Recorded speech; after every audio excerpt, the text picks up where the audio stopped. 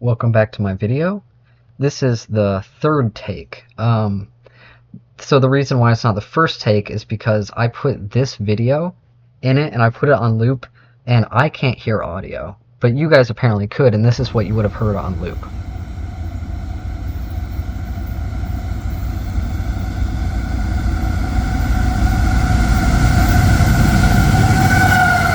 So as you can see, that would be annoying. So I got rid of that. And then this is the second take just because I didn't. This is not the second take just because I didn't like the second take. So today we're talking about trains. I'm going to be comparing trains to three increasingly large and unknowable things. The first one being the elephant. That's why the picture is there. So basically the background here is trains in, if you live where I live, which is like, I'll call it middle America or flyover state America. Trains mean if you live your daily life, the train serves no utility to you. Now, of course, I'm sure there's like supply chain stuff. There's probably people who specialize in that supply chain management stuff who like know that the trains are actually important. I don't really care about that like at all. What I care about is the almost spiritual implications of the train. I think the train is such. Okay, I'll talk about that later. But yeah, basically, if you live your life, I mean, do you ride a train anywhere? Well, depending on who's watching this, yeah. But if you live in a place like me, do you ride a train anywhere? Do you know anyone who does? Do you know any train conductors? Do you know any person related to trains? You might know people who like trains, but person related to trains. Personally, I don't know that. And in that way, they are not a force of man. They're not a man-made force. They are something else. They are something that has like emanated from, well, because I'm going to be comparing it to an animal, a kind of physical phenomenon, and then a metaphysical phenomenon. So it emanated from like one of these things. Probably not an animal, but you never know. Maybe the forces of buffaloes, bison, rhinoceros created the train. But anyways, so the first thing I want to compare it to is the elephant. So I've only seen elephants at the zoo. I've never been to where elephants live. But I'm looking for a picture that I'm going to pull up in a second. The elephant, right? It's this is not really. I'm trying to look at Google Images for what I want. Because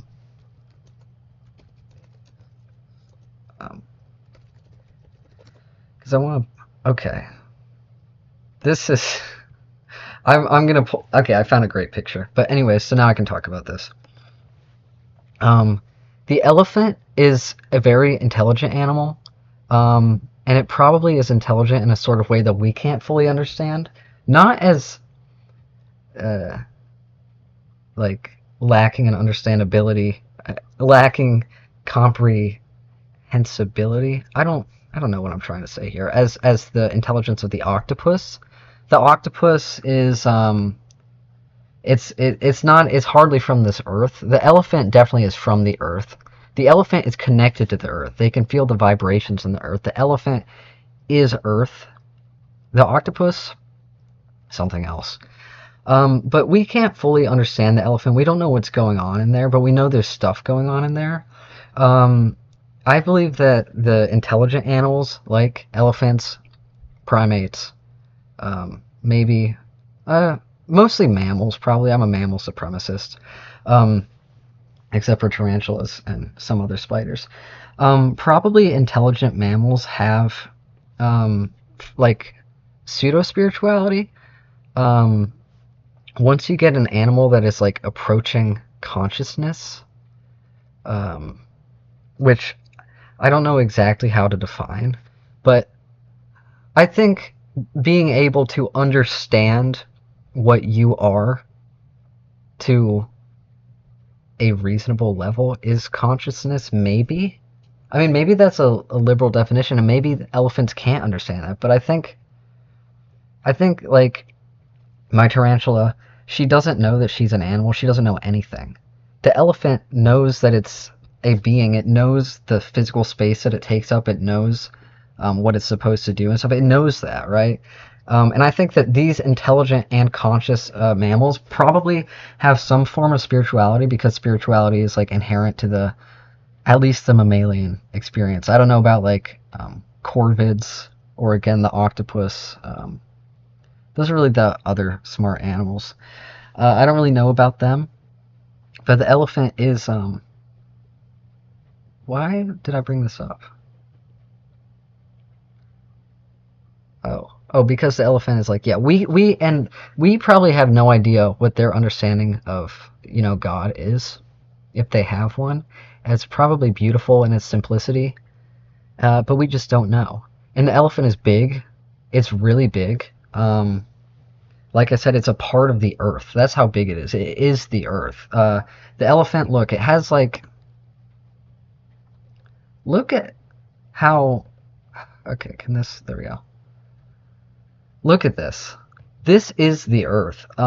It has these legs are simply like some sort of pillars holding up. They're like non-ornamental pillars. Look at them. They're just like cylinders that just go and anchor down into the real earth. And then this is like a microcosm. The elephant is a microcosm. You could feasibly understand the elephant to be spherical. If you wanted to believe it to be spherical, you could. And I think, it is the earth. It's big. It could be dangerous. An elephant could trample you, especially like, man, like a male bull African bush elephant. That's like the biggest type of elephant. It could trample you. It could kill you easily. Now, the elephant, of course, isn't like super fast like a train. I'm going to look up how fast their running speed is. Elephant. Let's see. Okay, AI overview. I gotta change away from Chrome. Okay, 25. I'm using Chrome still because I hate change, but the AI overview is terrible. Like I have to normally like cover my screen when I look stuff up, and then if I forget, it's like you can't not read words that you look at, and so it forces you to read AI. It's just a terrible experience. But anyways, so in that way, the elephant is like the train, but also in the way that vehicles are very not animalistic. Vehicles are very easy to anthropomorphize. I'm going to pull up, this is an interesting image. It looks like, I guess, the car company Lexus was like doing research on how they should make their cars look. So they combine, as you can see here, little minute differences in the face of the car contribute to these different emotions and stuff. So yeah, cars, I mean, they obviously have faces. Do trains have faces? Let's look. Train engine. Trains might not have faces? Let's see. Okay, the train doesn't really have a face, but I'm just trying to show you that vehicles can be people. They can be people. Okay, they can be intelligent mammals. Maybe not people, but they can look like people. And these vehicles do. I mean, cars, they definitely have a human face. And yeah, they convey different things. So it's not out of the picture for a vehicle to be compared to like an animate n space animate object.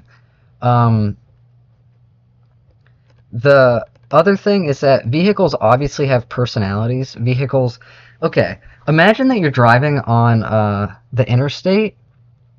Obviously, all the different types of vehicles around you have a personality. And you form relationships with them too if you're with them long enough. If you're on a long drive on the interstate and you're not like swerving around to weave in and out of slow pokes, you're going to be like with some big trucks and stuff for a long time. And of course, you're going to assign a personality to them, have little conversations with them. Like trains obviously can be like animals. So so the train is an elephant, a huge, majestic beast that can be tamed, kind of like. I think they can, like, they have like war elephants and stuff. It can kind of be tamed. It can be used. This is like the lib take. The lib take. The train can be used to promote like man's wants, desires, and needs and whatever. But it's still a wild animal. At the end of the day, it's not truly domesticated. It's just tamed. Okay, the next thing that I'm gonna say, the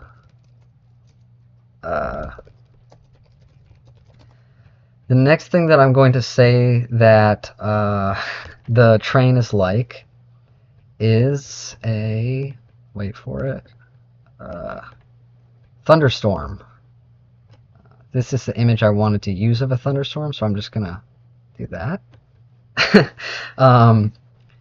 This is the train is a storm. The train, it sounds like a storm. The storm, we can't understand or know how the sound of the storm works. It literally makes no sense to any person, because we look up at the sky and clouds just look like they're fluffy, they're superfluous. That's a bad word to say aloud. Superfluous. They look like they can do no harm on a day with like the cumulonimbus types clouds out. But then the storm comes, and it's you are shocked by the sounds that the sky is able to create. Thunder is obviously, like, I see it as a blessing, because thunder is one of my favorite things to hear. But some people are scared of it. But some animals, like some dogs, are scared of it, I think. But anyways, the train we can more feasibly understand. Do we have any good pictures here for me to put?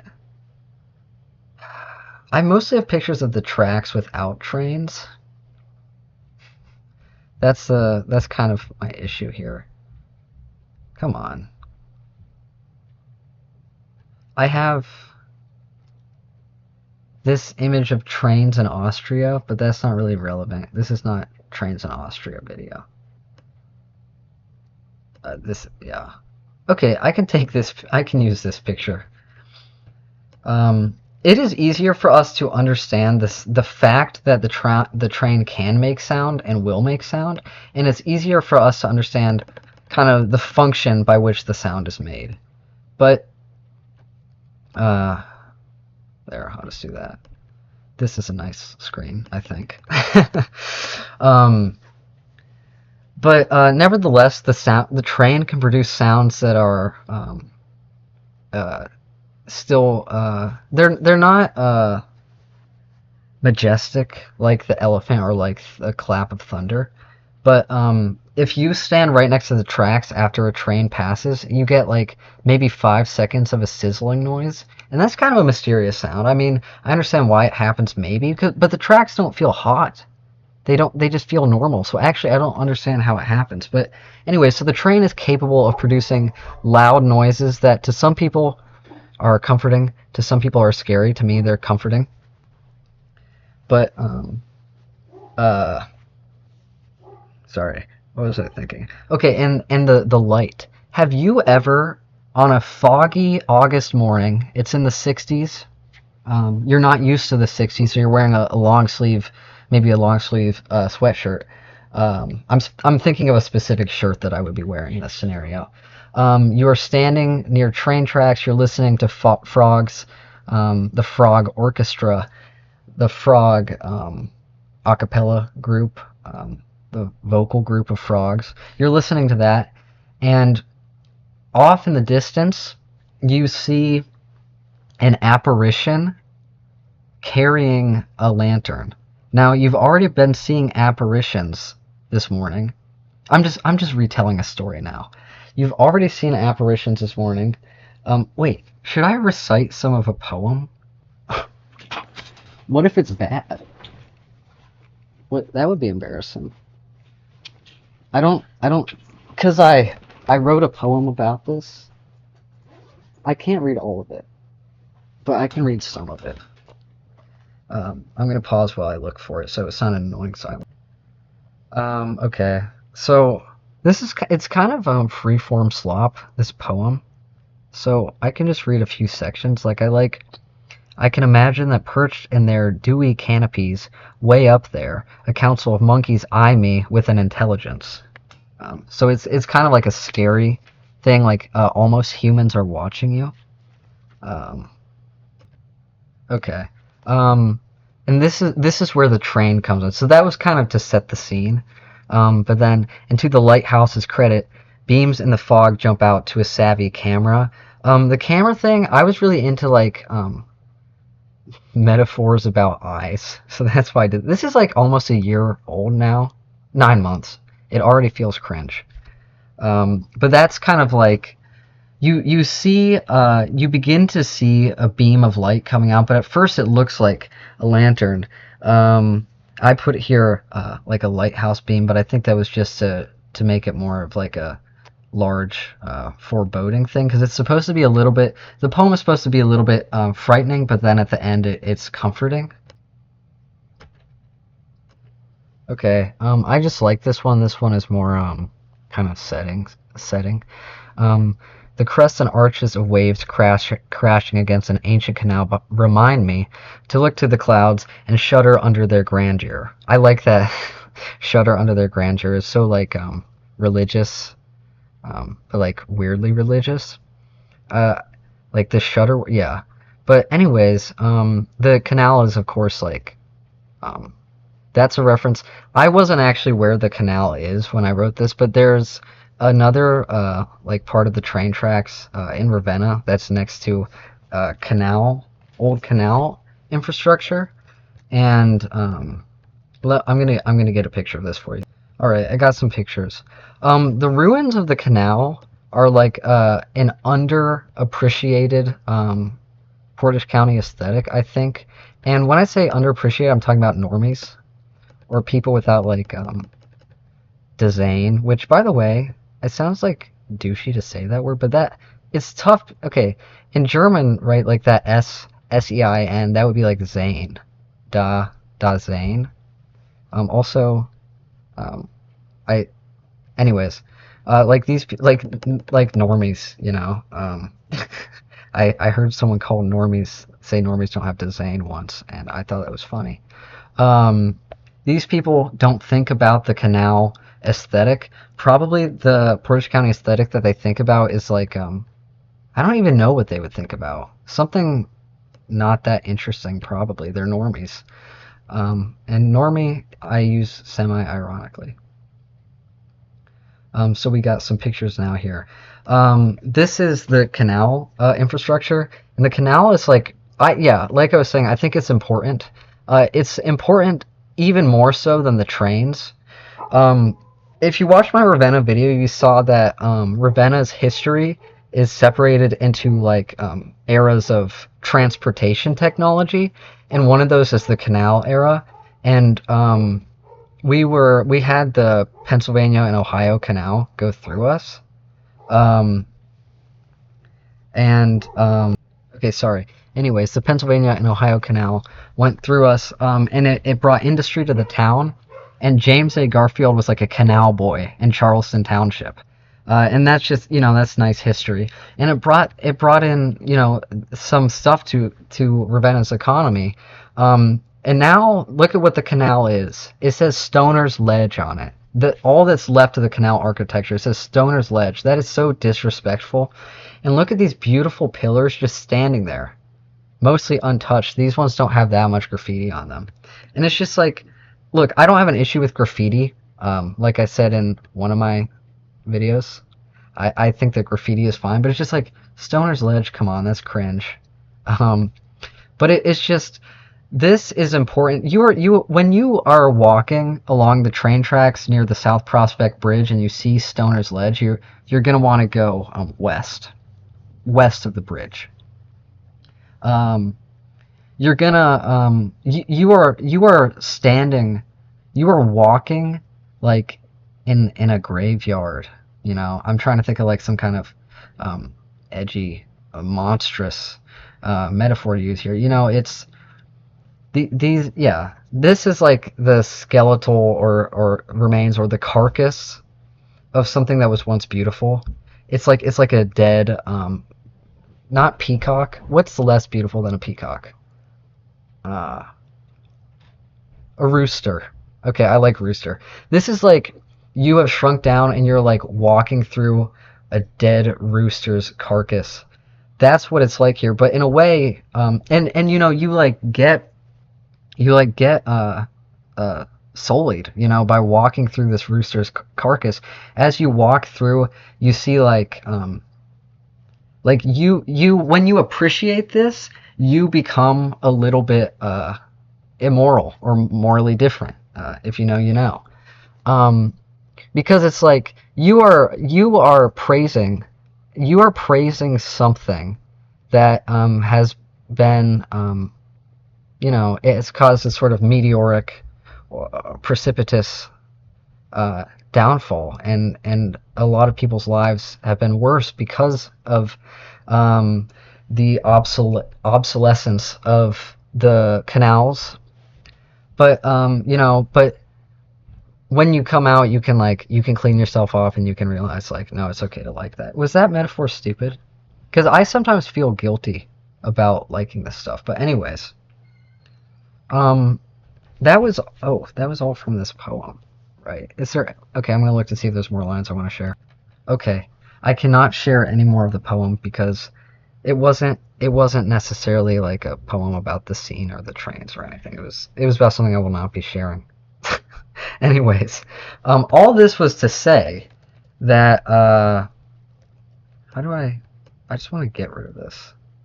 Okay. We can just get rid of it like this. All this was to say that the train produces the audible effects that are confusing and loud and scary slash comforting, and they also produce strange light effects. So yeah, you'll watch in the fog. It actually for so long looks just like a almost like a point of light, but then because of the fog, it's kind of expanded beyond its point, is emanating itself. Uh, for so long, you imagine that there's someone in the fog, or it's like an apparition person holding a lantern, and then out of nowhere, you become aware that it's a train. It's very sudden, like a lightning strike. And the storm seems like a bad thing. I mean, I love them because of, yeah, I love the sound of them. But the storm just kind of seems like a scary big thing that is just annoying, maybe kind of like the train on the kind of like a train on train tracks. It's just kind of like, this is like annoying, why is this here?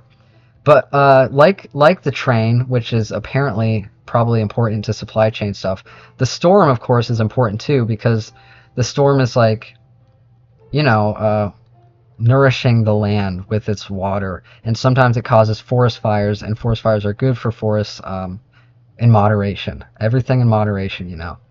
So there we go. The train as the storm. Um, I like this one because I like the storms, and I think that the train should be represented as something more powerful than an elephant, even though the elephant is more accurate because of that tameable but not domesticatable thing.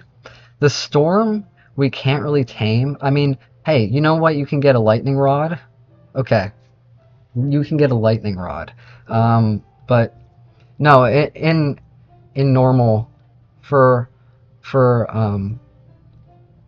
all intents and purposes, the storm is untamable, and it's just something that you watch. It's something that you can be annoyed by, something you can be comforted by or scared of. But the train is there, the storm is there. Both of them were sent by God for a reason, and they've been given this sort of alarming physical form. Why? Probably to draw attention to them, so that you know, we to make us be, I don't know, grateful for the um, like I said in that stupid poem, you shudder under the grandeur of the train, or the lightning strike, or the thunder. Okay, um, Wait, what was the third one? I since the fact that I literally forgot means it's probably not that good of an idea, but I swear I've been thinking about this like for a year. Okay, wait. Okay, so I was thinking about it, and yeah, what popped into my mind was number three, the train as God. But then I was thinking like, wait, that's kind of boring. I wouldn't have. That's not what it is. But no, that is what it is. The train as God. Let me pull up a picture for this. Web.p, seriously? God can't exist in a world with Web.p. There's nothing good in this world. There's no positive forces in a world with Web.p. Why does it exist? Well, I guess I know why. It's probably like efficient or whatever. But God as the train as God. Um, basically,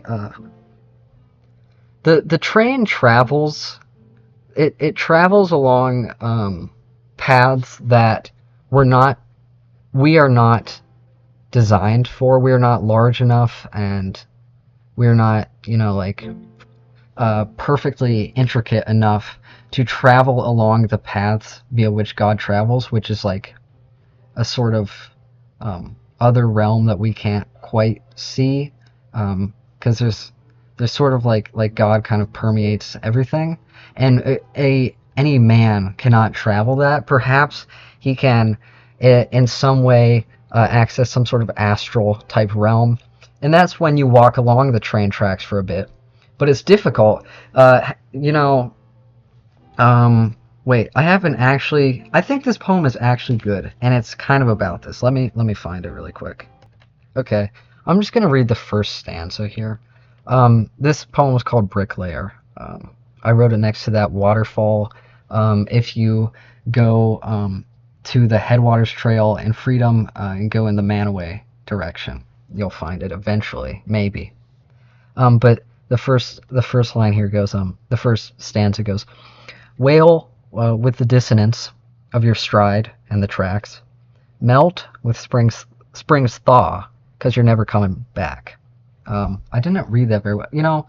I for this one I try to like keep in mind like rhythm and stuff, but there's like maybe. Oh, well, this is kind of relevant too. So this next so that first stanza is just kind of about like annoyance of the train tracks not matching my stride, and then a sort of like transient nature of these holy things. Like, you can't walk along the train tracks forever. It sucks. Anyways, then this next one. There's a story she told me about when we'll be older that the trains and the boats know well. We got the trains in here and the boats, so that's the canal and the trains, and that's about the obsolescence of their mode of transport, and that's kind of supposed to be about like remaining past when sticking around longer than you should have, to the point where you kind of are like decrepit. I like this next one. Yeah, the glacier and Sunnel means sun apostrophe ll. I like sun will. Yeah, how can I say that better? Yeah, the glacier and sun nil. I didn't think about that one out loud, I guess. Trample my tired shoulder, and then this day is done. And this is kind of like also about seasons and stuff. I don't know. There's a lot of stuff in this, and I can't exactly go back into my mind of when I first wrote this. But it has a lot of like seasonal stuff. The next stanza is, it's like it falls from the skies, seeps into southern moss, and vanishes with a grace I don't have. The southern moss, by the way, that's West Virginian moss, which isn't southern, but it's south of me. Okay, and soon the steam dissipates, and the murky river is crossed. Crossed is spelled CRS apostrophe T. The interstate severs here and there. So that's all that I'm going to share that poem. There's more, but I don't know. I feel like it's like stuff from 9 months ago is already cringe, which is like insane. Time flies. But anyway, so that poem was kind of about relating seasons, but also modes of archaic modes of transit uh, to, I guess, my life and my future that I saw at that time and how I felt at that time. But anyways, so yeah, God travels along these pathways that we can maybe dabble in. Yeah, try and walk along the train tracks for a bit. One time, my dad and I were backpacking in. Let's see if I can find a picture in near Oil Creek, Pennsylvania. Um, Oil Creek is, well, they found oil there. Um, of course. Where are my pictures of it? I'll just have to, okay. It's next to Oil City. I think this was spring break 2024. Okay. Spring. This was probably March. Right? Yeah. Spring break 2024. Oh yeah, it was after I got back from Europe. Pretty quickly we went backpacking. So basically when we went there, we went this okay, I was kind of being whiny and annoying. We went we went the normal way, which was like, I don't know. It took a while to make it, and I was very tired. And because I was tired, the next day I was like, Dad, we gotta I can't do it again. Like I was being whiny, and I probably could have done it, but I'm just like, that's not me. So I'm a slacker. I give up at stuff. Anyways, but this is a picture I took from like a train bridge in Oil Creek. It's rather beautiful, I think. I just love Pennsylvania. But anyways, yeah, so we walked along train tracks instead to have a more direct route, and it's just like, yeah, the train tracks are kind of the environment, the geometry of the train tracks are just not good to walk along. Like the rocks are annoying, and the train it works in mysterious ways, just like God, and we need it, just like God. It does something. It's ancient, just like God. And I think that maybe like the trains are a direct representation of God or Christ, perhaps, left on Earth. At least in Portage County. If you live in like Rotterdam, where you're like taking a train everywhere, I think that's probably what goes on in Rotterdam, Netherlands, the Netherlands. Uh, Trains might not be God there, but here, trains are God. Uh, and they can do terrible things. They can kill you. They can crush cars. Um, Sometimes they're annoying. They do things that you don't understand at that time, which is like in this picture, stop a bunch of cars from crossing the train tracks. Um, his his the train's path can be a bumpy one in your car, especially.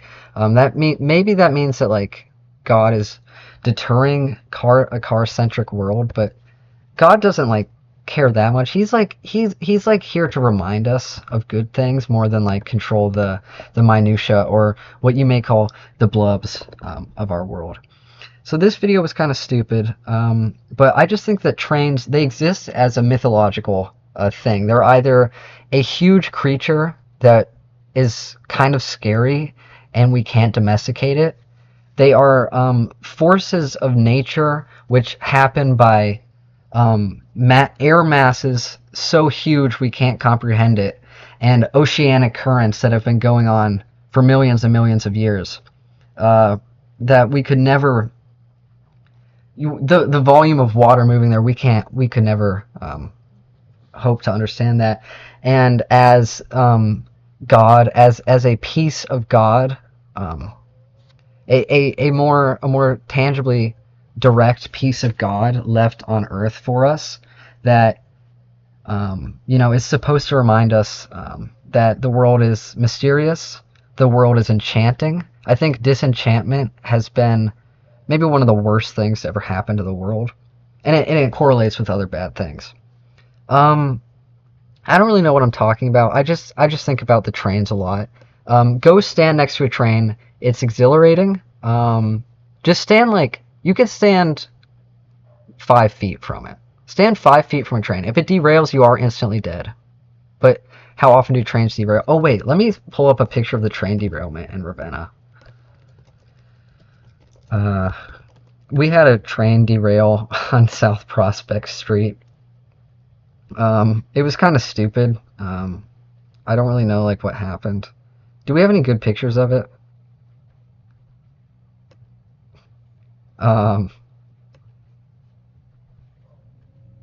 I don't. None of these pictures are really exactly how I remember it looking. There's just like aerial views, so I won't pull it up. But how often do trains derail? Not that often.